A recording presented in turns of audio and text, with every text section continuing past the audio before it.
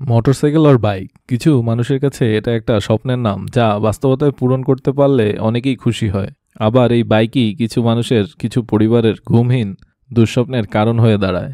নিম্ন মধ্যবিত্ত থেকে শুরু করে উচ্চবিত্ত সকলেই বাইক চালায়, কেউ প্রয়োজনের তাগিদে, আবার কেউ জীবন উপভোগের জন্য। প্রশ্নটা হলো, আমাদের দেশের রোডঘাট কতটাই নিরাপদ এই বাইক রাইডারদের জন্য? কতটুকুই সেফটি এই রোড দেয় আমাদের বাইকারদের?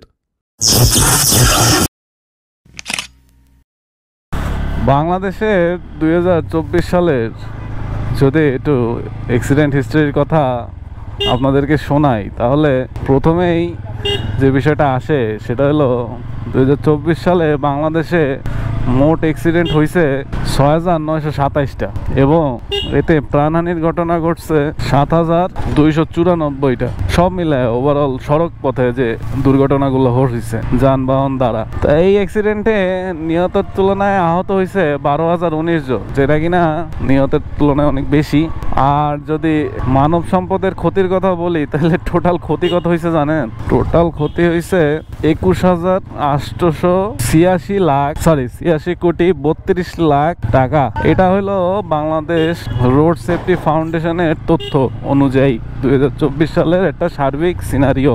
এখন এই যে দুর্ঘটনাগুলো হয়েছে, এই দুর্ঘটনায় যদি টপ ক্যাটাগরির 3টা জিনিস আমরা সিলেক্ট করি যে কোন কোন যানবাহনের দুর্ঘটনা হয়েছে, এক্ষেত্রে টপ 3 ক্যাটাগরির প্রথম যেটা আসে সেটা হলো truck, cover van, pick up, যার দুর্ঘটনার পার্সেন্টেজ হইলো 26.66%। এবং সেকেন্ড পজিশনে আসতেছে আমাদের মোটরসাইকেল, যেটা কিনা 25.14%। এবং 3 নাম্বার পজিশনে আসতেছে সবচেয়ে ফেভারিট জিনিস, যেটা কিনা 3 হুইলার, এবং তারা 3 নম্বর লিডিং পজিশন ধরে রাখছে হলো 18.52% দ্বারা। তো আমি এই সবকটা ভেহিকেলের অ্যাক্সিডেন্ট নিয়ে কথা বলবো না, যেহেতু আমি চাচ্ছি আপনাদেরকে মোটরসাইকেলের একটা সার্বিক সিনারিও তুলে ধরতে, যে মোটরসাইকেলের অ্যাক্সিডেন্ট, ডেথ রেট এবং পারিপার্শ্বিক তুলনাটা আপনাদের সামনে দেখাইতে, এইখানে আমরা আজকে জাস্ট মোটরসাইকেল নিয়েই কথা বলবো। 2024 সালে যদি মোটরসাইকেল অ্যাক্সিডেন্টের কথা আপনাদেরকে বলি, টোটাল বাইক অ্যাক্সিডেন্ট হয়েছে 2,761টা।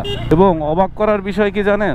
অবাক করার বিষয় হলো এই 2,761টার মধ্যে মারা গেছে হলো 2,609 জন। এবং মোটরসাইকেলের ক্ষেত্রে যদি আমরা আহতর কথা চিন্তা করি, তাইলে সেই রেটটা হইলো 1,832 জন। তার একটু ডিপে যাই, আর একটু ডিপে গেলে আপনারা বুঝতে পারবেন মোটরসাইকেল অ্যাক্সিডেন্টটা কি কি কারণে হয়েছে রোড সেফটি ফাউন্ডেশনের তথ্য অনুযায়ী। তো রোড সেফটি ফাউন্ডেশন মোটরসাইকেল দুর্ঘটনার জন্য 3টা কারণে ভাগ করছে। তো সেই 3টা ক্যাটাগরিজের মধ্যে প্রথম যেটা হইলো বিভিন্ন নিয়ন্ত্রণ হারায় মোটরসাইকেল অ্যাক্সিডেন্টের ঘটনা। সেখানে মোটরসাইকেল দুর্ঘটনার ঘটছে 1,054টা নিয়ন্ত্রণ হারায় যে অ্যাক্সিডেন্টগুলো হয়েছে। পরবর্তীতে বিভিন্ন চাপা বা ধাক্কা বিভিন্ন অন্যান্য যানবাহনের দ্বারা সেইখানে যে অ্যাক্সিডেন্টটা হয়েছে সেটা হয়েছে 1,022টা। এবং যদি মুখোমুখি সংঘর্ষের কথা বলি, তাহলে মুখোমুখি সংঘর্ষতে মোটরসাইকেল দুর্ঘটনা ঘটছে 637টা। টোটালটাই রোড সেফটি ফাউন্ডেশনের তথ্য অনুযায়ী। এখন আপনারা একটা হালকা সিনারিও পাইছেন মোটরসাইকেল অ্যাক্সিডেন্টের উপরে। এখন আপনাদের মনে স্বভাবতই প্রশ্ন আসতে পারে, এত যে অ্যাক্সিডেন্টগুলো হয়েছে, তাহলে কি সব মোটরসাইকেল আলারই দোষ, নাকি আপনারা ছাত্রীদের দোষ দিতে চাচ্ছেন? সেটাও আপনারা ক্লিয়ার হয়ে যাবেন যখন আরেকটা তথ্য আপনাদের সাথে শেয়ার করব। সেটা হলো রোড সেফটি ফাউন্ডেশনের আরেকটা তথ্য মতে মোটরসাইকেল দুর্ঘটনা সবচাইতে বেশি যেটা হয়েছে সেটা হলো অন্যান্য যানবাহন দ্বারা চাপা ও ধাক্কা দেওয়ার কারণে।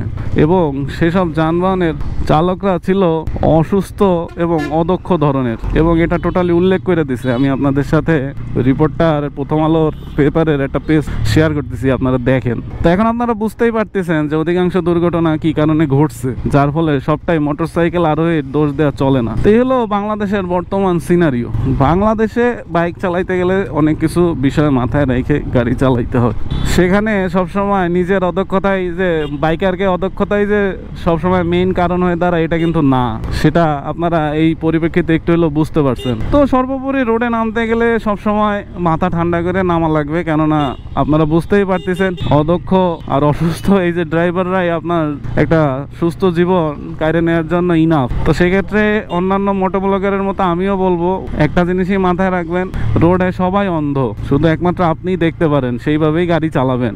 কেননা দিন শেষে মনে রাখবেন আপনার আমার সবারই একটা পরিবার আছে এবং তারা সবসময় আমাদের জন্য অপেক্ষা করে বসে থাকে। কখনো যেন এই অপেক্ষার এমন না হয় যে এই অপেক্ষার আর কখনো শেষ হয়ই না। বুঝাইতে পারছি আমি বিষয়টা। তো এটাই ছিল আজকে টুকটাক আপনাদের সাথে একটা সিনারিও টপিক শেয়ার করলাম।